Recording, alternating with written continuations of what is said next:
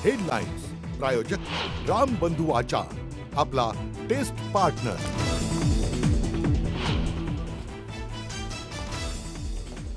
नागपुरातील ओबीसी आंदोलकांची मंत्री अतुल सावे घेणार भेट। सावेंच्या भेटीनंतर ओबीसींच्या साखळी उपोषणाची सांगता होणार असल्याची माहिती।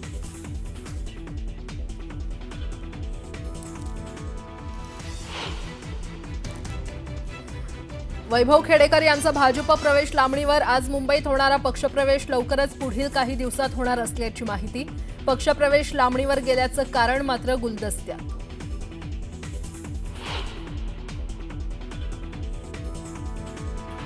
ग्रामसडक योजनेच्या अधिकाऱ्यांनी कामं मंजूर करताना विचारात न घेतल्यानं ओमराजे निंबाळकरांचा संतापनावर। भर बैठकीत निंबाळकरांनी अधिकाऱ्यांना सुनावलं। हक्कभंगाची कारवाई करण्याचाही दिला थेट इशारा।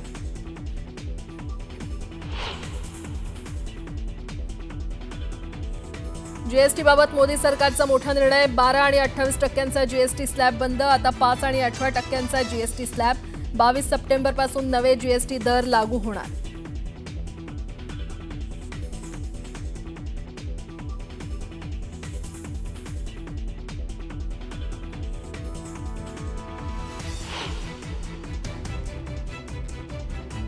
आरोग्य आणि जीवन विम्यावर कोणत्याही प्रकारचा जीएसटी लागणार नाही। जीवनावश्यक वस्तूंचे दर कमी होणार। जीएसटी परिषदेच्या बैठकीत मोदी सरकारचा निर्णय।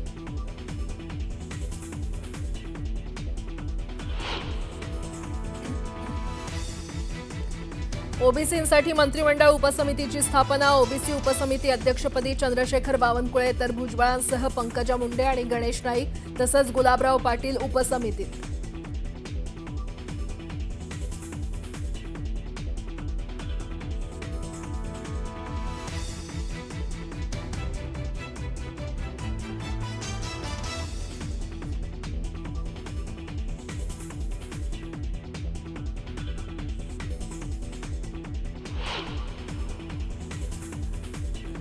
नागपूरच्या सोलर एक्सप्लोजिव्ह कारखान्यात भीषण स्फोट। एका कामगाराचा मृत्यू। स्फोटापूर्वी कामगार बाहेर पडल्यानं मोठा अनर्थ टळला।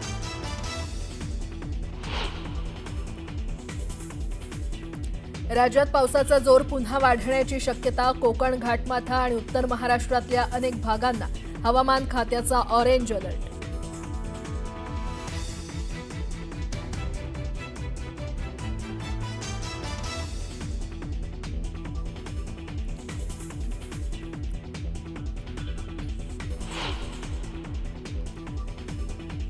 हिमाचल प्रदेशच्या मंडी इथे दरड कोसळून 7 जणांचा मृत्यू तर जम्मूमध्ये अचानक आलेल्या ढगफुटीत अडकलेल्या 40 जणांना हेलिकॉप्टरद्वारे करण्यात आलं रेस्क्यू।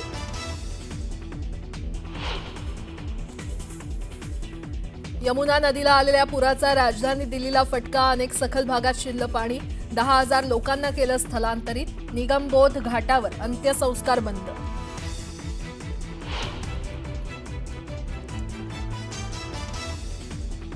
मनसे अध्यक्ष राज ठाकरेंची सहपत्नीक वर्षावर भेट। मुख्यमंत्र्यांच्या बाप्पांचं घेतलं दर्शन।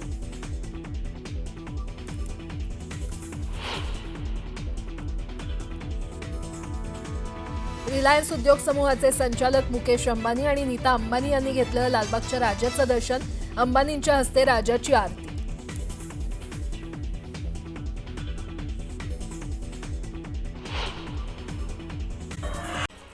पुणे शहर आणि पिंपरी चिंचवडमधील मेट्रो प्रकल्पाचं जाळं विस्तारण्यासाठी उपयुक्त ठरलेल्या 5 मेट्रो मार्गाच्या विस्तारासाठी आणि 2 स्थानकांच्या उभारणीसाठी राज्य सरकारच्या मंत्रिमंडळ बैठकीत मंजुरी मिळाली। त्यामुळे पुण्यातील मेट्रो प्रकल्पाला गणेशोत्सवाच्या निमित्तानं बूस्टर मिळालाय। मुंबई महापालिकेच्या विविध विकास प्रकल्पांमुळे व्यापारी गाळे, व्यावसायिक जागा तसंच काही निवासी बांधकामं बाधित होत आहेत। त्यामुळे प्रकल्प बाधितांकडून व्यापारी गाळ्यांच्या बदल्यात निवासी घरं मिळावीत अशी मागणी होत होती। महापालिकेनं 2009 मध्ये याबाबत धोरण आखलं होतं, मात्र ते कालबाह्य झाल्यामुळे आता सुधारित धोरण जाहीर करण्यात आलंय। गणपती विसर्जनासाठी गिरगाव येथे मोठ्या संख्येनं भाविक येणार असल्याचं लक्षात घेता पश्चिम रेल्वेनं बुधवारी चर्नी रोड स्थानकावरील मुंबई लोकल ट्रेनच्या वेळापत्रकात आणि विशेष सेवांमध्ये बदल करण्याची घोषणा केली। याबाबत अधिकृत निवेदन देखील जारी केलंय। यावेळी मध्यरात्री चर्चगेट आणि विरार दरम्यान 12 अतिरिक्त लोकल चालवल्या जाणार आहेत। पेड इथे दिवा सावंतवाडी रेल्वे गाडीचा थांबा पूर्ववत करण्यात आलाय। तब्बल 5 वर्षांनी हा थांबा दिल्यामुळे पेणकरांचा प्रवास सोयीस्कर होईल. सोबतच दादर सावंतवाडी तुतारी एक्सप्रेसला सुद्धा रोहा इथे थांबा देण्यात आलाय. त्यामुळे राज्यातील तब्बल 52 रेल्वे गाड्यांच्या थांब्यात वाढ करण्यात आली आहे. गेल्या अनेक वर्षांपासूनची मागणी असलेल्या पुणे ते लोणावळा दरम्यान उपनगरीय रेल्वेच्या 3ऱ्या आणि 4थ्या मार्गिकेला गती मिळणार आहे. या प्रकल्पासाठी राज्य शासनाच्या आर्थिक सहभागाला राज्य मंत्रिमंडळ बैठकीत मान्यता देण्यात आली. या प्रकल्पाचा खर्च अंदाजे 5,100 कोटी रुपयांचा असून 5 वर्षात प्रकल्प पूर्ण केला जाणार आहे. शिक्षक भरती प्रक्रियेअंतर्गत शिक्षण सेवक पदावरती नियुक्तीसाठी सर्वच उमेदवारांची चारित्र्य पडताळणी केली जाणार आहे. तर टीईटी गैरप्रकारामध्ये उमेदवारावरती गुन्हा नोंदवण्यात आल्याचं किंवा सहआरोपी असल्याचं अहवाल आल्यास नियुक्ती न देण्याबाबत तसंच उमेदवारावरती गुन्हा नोंदवला नसल्यास किंवा सहआरोपी असल्याचा अहवाल नसेल तर उमेदवारांकडून शपथपत्र घेण्याचे स्पष्ट निर्देश देण्यात आले. टोमॅटोचे दर पुन्हा गडगडले असून सध्या काही भागात तो केवळ 40 ते 50 रुपये किलो दरानं विकला जातोय, तर मागील महिन्याभरात हा दर 90 ते 100 रुपये प्रति किलोच्या घरात होता. सांगली महापालिकेच्या सार्वत्रिक निवडणुकीची प्रारूप प्रभाग रचनेचा आराखडा प्रसिद्ध झालाय. प्रारूप प्रभाग रचनेमध्ये एकूण 20 प्रभाग करण्यात आले असून 4 सदस्यांचे 18 तर 3 सदस्यांचे 2 प्रभाग करण्यात आले. प्रभाग रचना पाहण्यासाठी मुख्यालयात गर्दी झाली होती. धाराशिव शासकीय सेवेमध्ये कायमस्वरूपी करा, तसंच आरोग्य विभागानं काढलेला मागचा GR त्याची अंमलबजावणी करा या मागणीला घेऊन कंत्राटी कर्मचारी मागील 17 दिवसांपासून संपावरती आहेत. त्यामुळे आरोग्य विभागानं कर्मचाऱ्यांना नोटिसा बजावल्या, त्याचाच कर्मचाऱ्यांनी निषेध केला. सांगली जिल्ह्यातील सिद्धेवाडी इथल्या जिल्हा परिषद शाळेतील मुख्याध्यापकांची बदली करण्यात आली. ही बदली रद्द करण्याच्या मागणीसाठी शाळा बंद ठेवून विद्यार्थ्यांनी आणि पालकांनी तीव्र निदर्शनं केली. जळगाव जिल्हा पोलीस दलातर्फे गणपती विसर्जन आणि ईद ए मिलाद सणाच्या पार्श्वभूमीवर जळगावात रूट मार्च काढण्यात आला. यावेळी शांततेत सण साजरे करा असं आवाहन करण्यात आलं. गणेश विसर्जनानंतर परतीच्या प्रवासासाठी कोकणकर निघाले असून त्यांना वाहतूक कोंडीचा मोठा त्रास सहन करावा लागतोय. चिपळूणमधील बहादूर शेख नाका ते गुहागर बायपास यामध्ये मोठी वाहतूक कोंडी झाली असून त्याचा फटका कोकणकरांना बसलाय.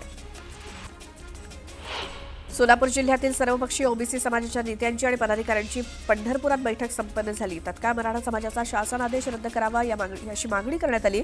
ओबीसी डीएनए असलेल्या भाजपनं आता अन्याय करायला सुरुवात केली आहे का, असा सूर ओबीसी समाजाच्या बैठकीत उमटला. पंढरपूरच्या करमाळा पोस्ट ऑफिस कार्यालयात जनशक्ती शेतकरी संघटनेसाठी हे आंदोलन झालं. महिला शेतकरी वर्षा ढवळे यांची पोस्टात 5 लाख रुपयांची ठेव असून वारंवार मागणी करून सुद्धा मिळत नसल्यामुळे आंदोलन करण्यात आलं. राज्यात पावसाचा जोर पुन्हा वाढण्याची शक्यता आहे. कोकण, घाटमाथा, उत्तर महाराष्ट्रात जोरदार पावसाची शक्यता असल्यामुळे ऑरेंज अलर्ट देण्यात आलाय. त्याचसोबत उर्वरित राज्यात तुरळक ठिकाणी विजांसह जोरदार सरींची शक्यता असल्यामुळे येलो अलर्ट देण्यात आलाय. नागपूर शहरामध्ये बुधवारी सकाळी जोरदार पावसाला हजेरी लावली. 1 तास धुवाधार बरसल्यानंतर थांबलेले ढग पुढे दिवसभर शांत राहिले. हवामान विभागाच्या अंदाजानुसार येत्या 24 तासात जिल्ह्यामध्ये जोरदार पावसाची शक्यता वर्तवली जाते. राज्यात झालेल्या दमदार पावसामुळे मोठे प्रकल्प तुडुंब भरलेत. मोठ्या धरणातील पाणीसाठा 93.12% गेलाय. मध्यम प्रकल्पातील पाणीसाठा 77.83%, तर लघु प्रकल्पातील पाणीसाठा 57.18% आहे. मनोज जरांगेंच्या मागण्या मान्य झाल्यामुळे राज्यात मराठा आणि ओबीसींमध्ये संघर्ष निर्माण होणार असल्याची प्रतिक्रिया ओबीसी अभ्यासक विकास गवळी यांनी व्यक्त केली. यासाठी सरकारनं केंद्रामध्ये विशेष कायदा करून तोडगा काढला पाहिजे असं मत त्यांनी व्यक्त केलं. कालचा जो काही निर्णय झाला शासनाचा, त्यानंतर ओबीसीमध्ये खतखत दिसते आणि काही ओबीसी न्यायालयीन प्रक्रियेमध्ये किंवा न्यायालयात जाण्याच्या तयारीत आहे आणि ते पण आंदोलन करतायत. नेमकं जे काही काल निर्णय देण्यात आला, जो निर्णय आला तो न्यायालयात टिकेल? या अगोदर सुद्धा मराठ्यांना 2 वेळ आरक्षण दिलं होतं. राज्य सरकारनंच दिलं होतं. तर एक वेळ सर्वोच्च न्यायालय मुंबई खंडपीठानं ते 16% 13% आणलं होतं आणि त्याच्यानंतर सदावर्ते हे सर्वोच्च न्यायालयामध्ये गेल्याच्या नंतर ते पहिल्यांदाचं जे दिलेलं आरक्षण आहे ते रद्द झालं आणि दुसऱ्यांदा सुद्धा जे आरक्षण नंतर सरकारनं दिलं होतं त्याला सुद्धा काही लोकांनी चॅलेंज केलं. असं 2 वेळ सर्वोच्च न्यायालयानं सरकारनं दिलेलं आरक्षण सर्वोच्च न्यायालयानं नाकारलेलं आहे. हे सुद्धा आरक्षण जे दिलेलं आहे तर ह्याच्यामध्ये काही तांत्रिक कारणं जर सर्वोच्च न्यायालयाला पटली तर ह्या अगोदर जसं 2 वेळ सर्वोच्च न्यायालयामध्ये मराठ्यांचं आरक्षण रद्द झालं तसं आरक्षण रद्द होण्याची शक्यता नाकारतात. यावर नेमकं आता तोडगा काय काढता येईल? कारण मराठ्यांची मागणी आहे मराठवाड्यातल्या त्यातल्या त्यात की आम्हाला ओबीसी मध्ये आरक्षण मिळावं. त्यासाठीच मनोज जरांगे पाटील यांनी आतापर्यंत उपोषण केली. जो काल उपोषण सुटलं तेही त्यासाठीच होतं. यावर आपल्या महाराष्ट्रातच नाही तर संपूर्ण देशातले आरक्षणाचे प्रश्न जर मिटवायचे असतील तर सर्वोच्च न्यायालयाच्या 5 जजेसच्या घटनापीठानं एक इंदिरा साहनी केसमध्ये जे डिसिजन दिलेलं आहे की बा आरक्षण हे 50% पेक्षा जास्त देता येणार नाही, तर हे डिसिजन जोपर्यंत सर्वोच्च न्यायालयाच्या त्यापेक्षा जास्त संख्येनं असलेल्या घटनापीठासमोर तो निकाल नेऊन त्याला रद्द करावं लागणार आहे एक, किंवा मग संसदेमध्ये त्याला त्या के कृष्ण आपल्या इंदिरा साहनीच्या डिसिजनला रद्द करावं लागेल. हे जोपर्यंत होणार नाही तोपर्यंत या देशातले 50%च्या वर जाणारे जे आरक्षणाचे विषय आहेत ते कदापि निकाली निघू शकत नाही. महाराष्ट्रामध्ये ओबीसी आणि मराठा असा संघर्ष तयार झाला आहे. यासाठी एक वेगळी तरतूद किंवा जे काही ओबीसी साठी आरक्षण आहे ते वाढवण्याची गरज आहे. यासाठी केंद्र सरकार कुठला तरी निर्णय घेऊ शकते असं ओबीसी अभ्यासक आणि नेते विकास गवडी यांनी सांगितले. किशोर गोमाशे, लोकमत, मालेगाव, वाशिम.